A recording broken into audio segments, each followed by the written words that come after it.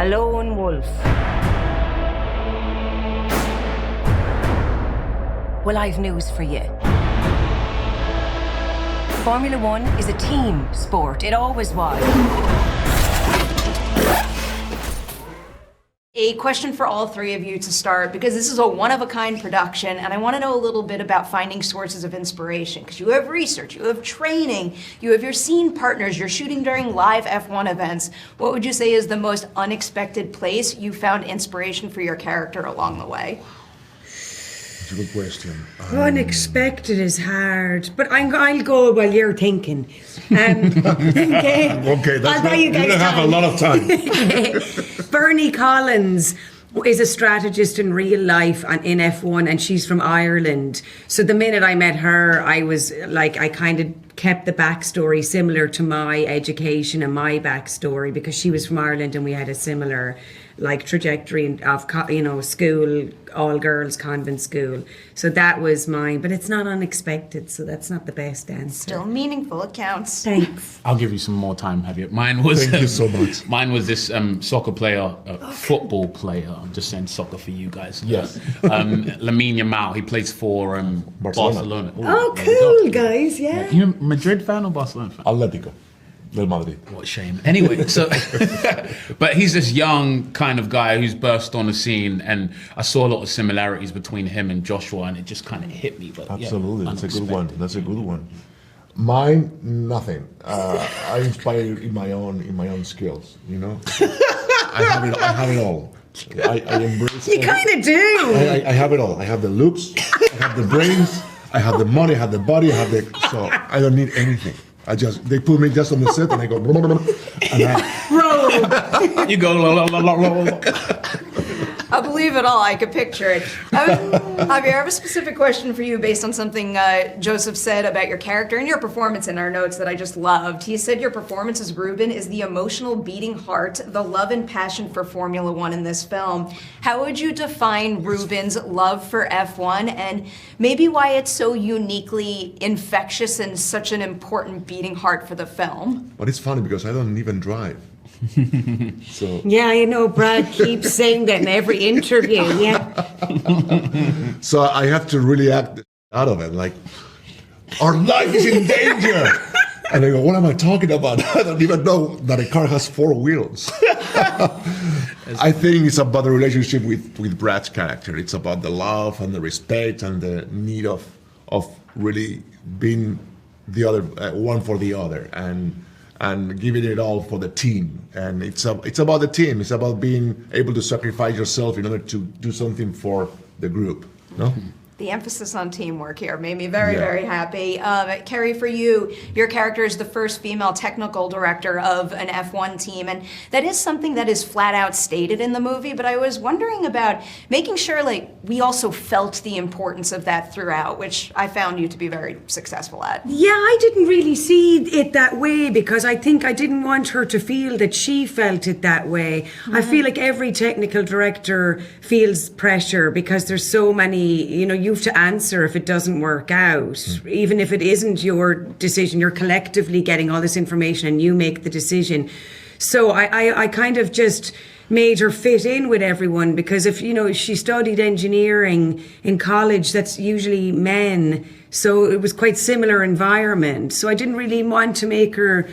I didn't feel like that either. I just felt like I was in the team. Mm-hmm. So I just kind of fitted in with everybody. I loved it. And her authority is just something else. Leaps off the screen from top to bottom. I loved it. Damson, I have to talk about the training here. Give you a big 2-part question about that. What was the aspect of training to drive a race car at high speeds that came most naturally to you? But then I also want the opposite, the part of that training that, took the most work to perfect and get just right. Natural was just the aesthetics of it. I'm naturally gorgeous, so it's worked out. Oh. Yeah, showed up. Same way. Sensing a theme here. Same way.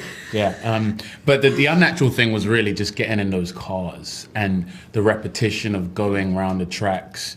I mean, we'd train sometimes do 30, 40, 50 laps sometimes. And driving up to 180 miles per hour. We went from F4 all the way up to F1. I'd do neck exercises, which isn't something I was used to. I mean, still today, my neck is very strong.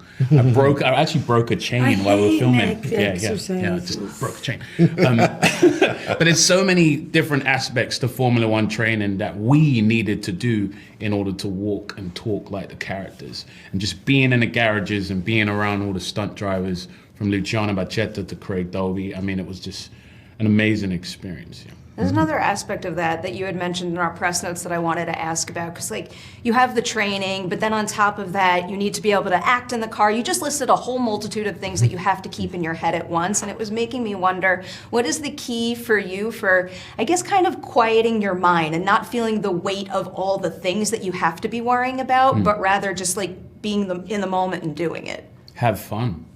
Have fun. The main audition process for me was a driving test.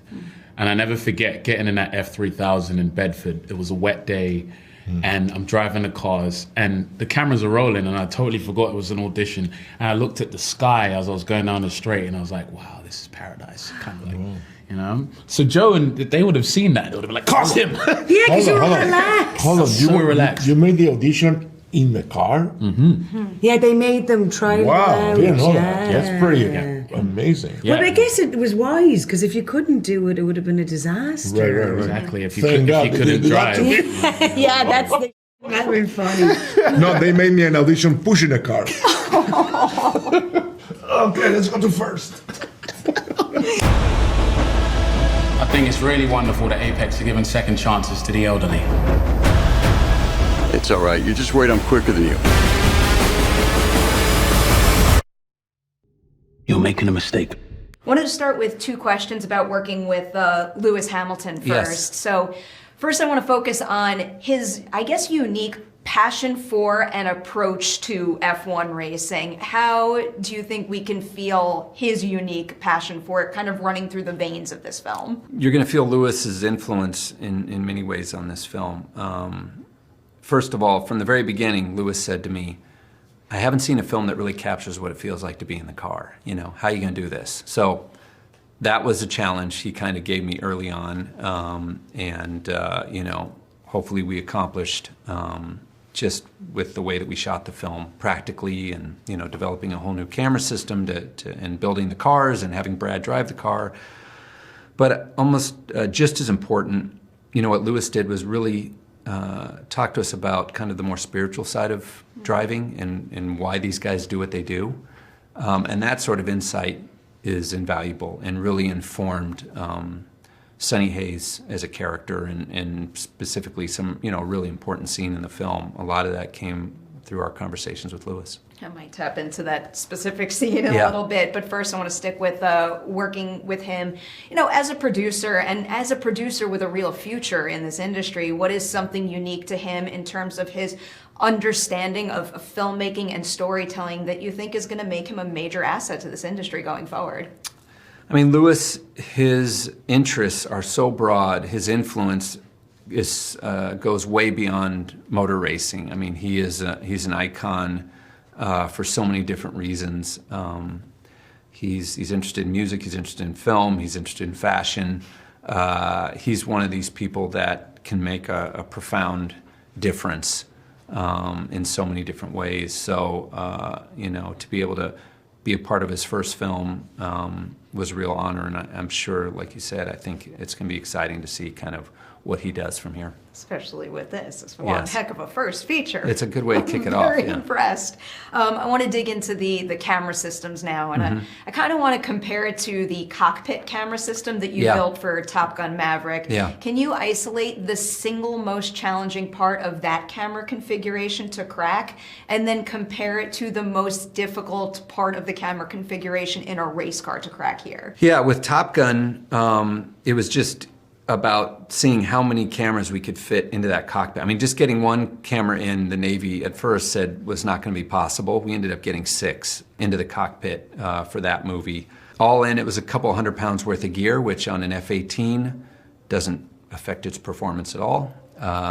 When it comes to Formula One, it's a very different story. Every ounce you add to a Formula One car slows it down. And if I'm trying to keep the speed up and satisfy Lewis in terms of the speed of the film, we had to come up with a completely new camera system that was much smaller, much lighter, to not affect the performance of the cars. And then I wanted to go beyond Top Gun. I wanted to see if there was a way that we could actually move the cameras while we were shooting. So we worked with Panavision and developed a brand new camera mount that allowed us to swivel the camera real time. So while we're shooting, I actually had control of the camera and was able to move with the action to connect the actor and really see that it's Brad and Damson driving these cars themselves. There's no stunt driver, it's them, and when the camera moves and you can connect it, you really feel that. The first time I saw the camera move, I'm pretty sure I audibly gasped. Yeah. I'm Yeah. so impressed by that Thank you. aspect of it. To continue to be super specific about Yeah. it,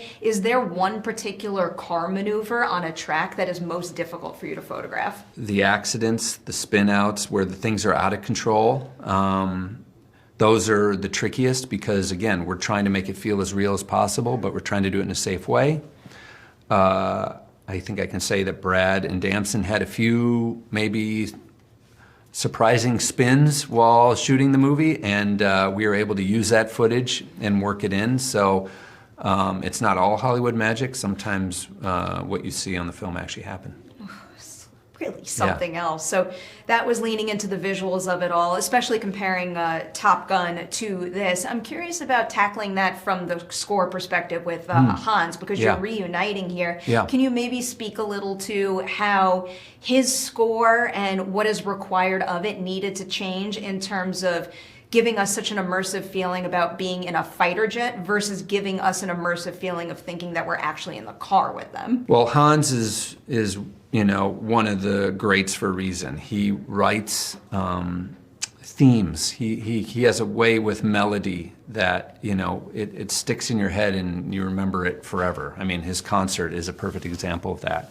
So with Top Gun, we were kind of building on this legacy that from 1986 and expanding on it. With F1, we had to start from scratch. It's a brand new film. We needed a theme that we could use throughout the film. Sound-wise, he's done racing films before, so he knew that finding something that was going to cut through the incredible sound of these cars was going to be a challenge. And I think he did that. So, yeah, I can't wait for people to hear it. I think it sounds different than any Hans score he's done before, but at the same time has that classic theme that you want to hear from him. Great success for him as always. Yes.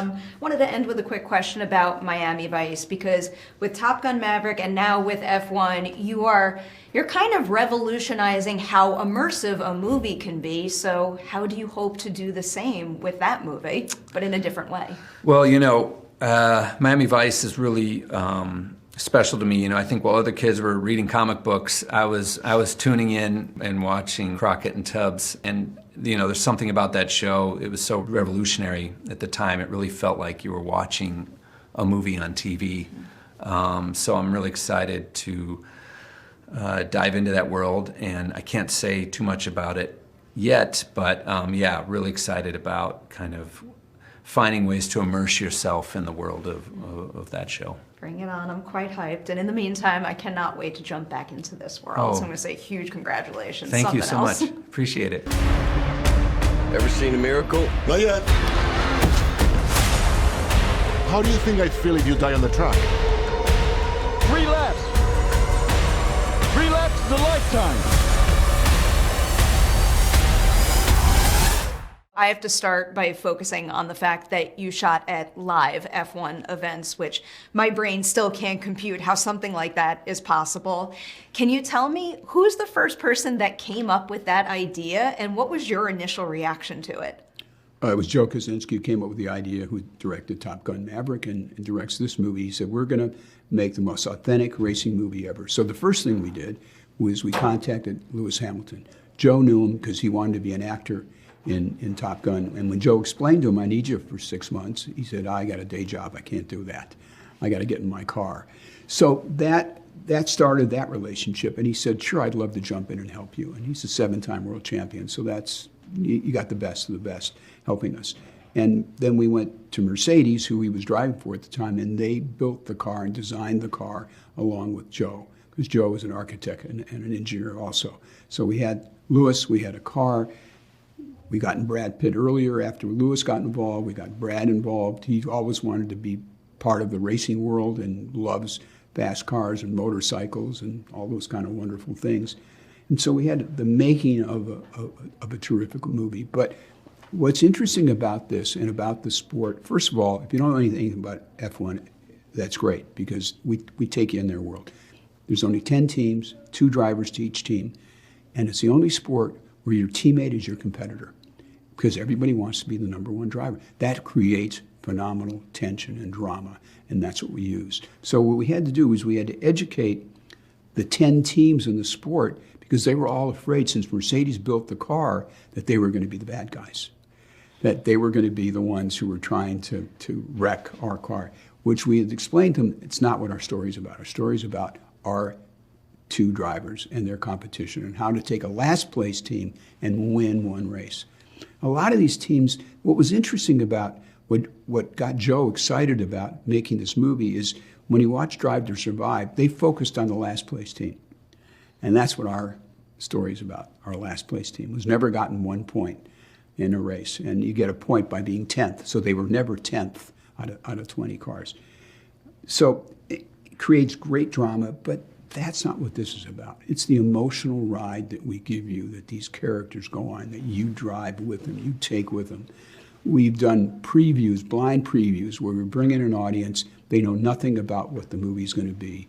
And then we do a focus group afterwards of 20 people. And one woman raised her hand. He said, when you told me the name of the movie, I wanted to get out. I know nothing about F1. I'm not interested in racing, but I've seen this movie.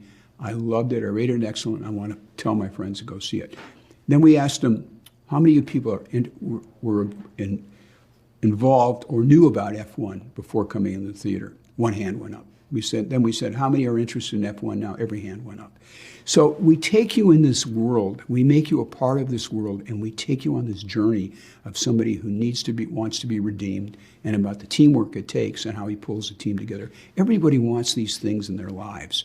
And that's what makes this movie exciting, because we take you in their world and show you how it actually is, how it really works, because we did so much research and worked with the drivers. Everything that Brad does in this movie has come from a driver along the way that they've done. So there's nothing that's made up as far as the driving. Even there was a driver who won his first race when he had mismatched socks. And so we took that and gave that to Brad. So we take all these little things from real races and real drivers and put it into this movie. But it's the emotional journey, it's the romantic journey, the fact you have a woman running this team, which is great, which is going to happen in F1. They're all around the sport right now.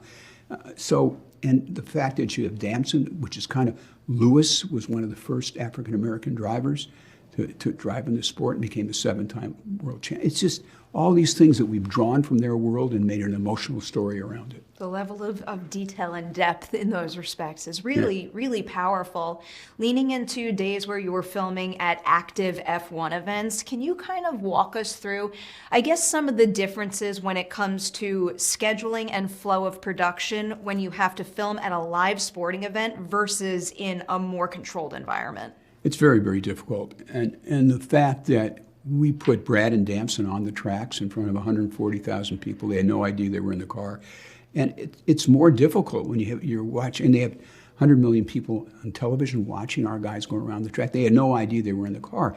But just to not spin out and be embarrassed, it adds enormous amount of tension. But, we were part of their world for 2 years. Our garage, we built our own garage. We were right in between Red Bull and Ferrari on most of the tracks. We traveled to 10 races, if you include Daytona, but 9 F1 races around the world. We were part of we were the 11th team. There were 10 teams, we were number 11. That's something else. Do you have a single favorite memory of being on set at a live F1 event and I guess seeing the line blur between live sporting event and movie set? Absolutely. When Brad got in the car and one of the first times he was in front of the fans, he said, God, I just hope I get through this.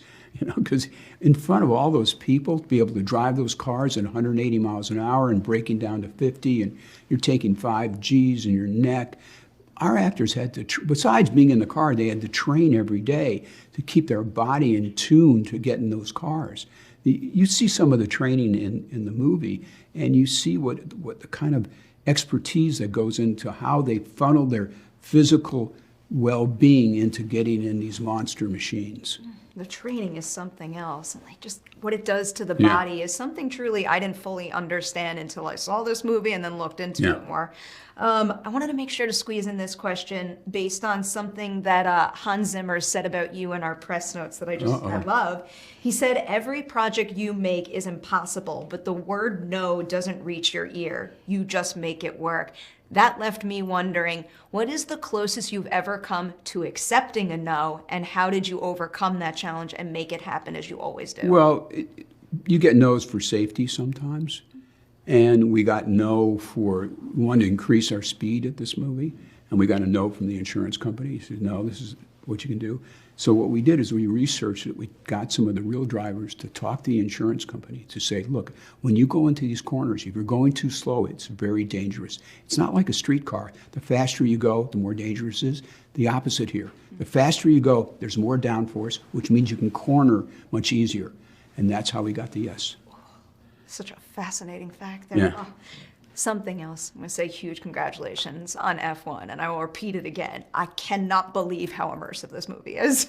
Well, thank you. No, look, it was a thrill to make it. It was a thrill for me. This is why I make movies. I make movies to take you inside a world you'll never be a part of, show you how it actually works, and put you inside that world. And you're going to enjoy the emotional ride our characters take through this movie. And that's what gives you the chills, that's what makes you cry, that's what makes you laugh, and that's what makes you walk out like you had an experience. The sound, Joe spent 2 months, 8 weeks just doing the sound of this movie alone. It was a phenomenal task to make sure you could understand the dialogue, feel the sounds. Lewis Hamilton came in and said, look, in turn 3 at Silverstone, you're not in third gear, you're in second gear. So he had to change the sound.